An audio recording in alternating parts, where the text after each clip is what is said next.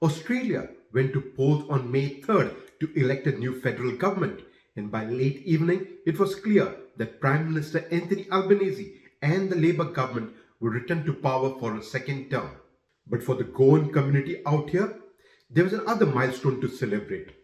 Until the last federal elections in 2022, only one member of parliament was of Goan heritage who sat down in Canberra.